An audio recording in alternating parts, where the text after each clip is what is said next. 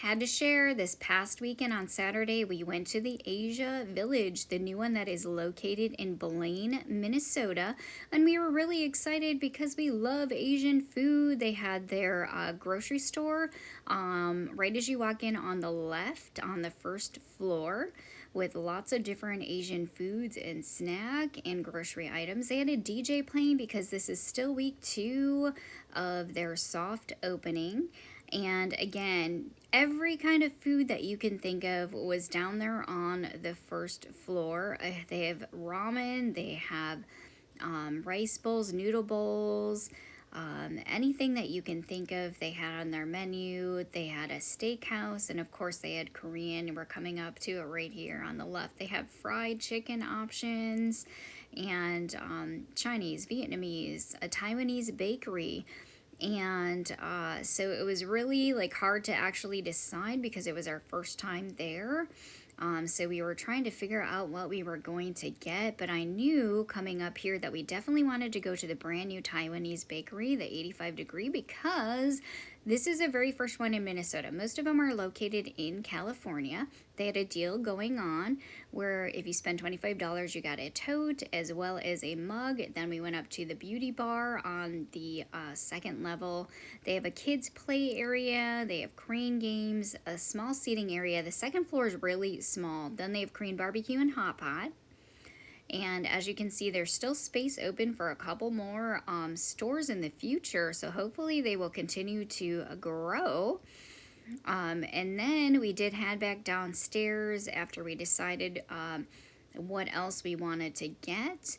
And there we are going down on the escalators. And as you can see, again, still a lot of people. And this is probably about like maybe between like around 1 o'clock. So, again, you can see there's people in the grocery store right there. We did end up going to the ramen bar because this is similar to what they have in Korea. You do have to, you choose your noodles from the noodle wall, or what you want to get, the base packet there. And then you go over to the kiosk at the bubble tea bar and you choose your options. You do have to pay extra for some of the options like eggs. We got eggs, corn, and then extra toppings. They did have more items in there.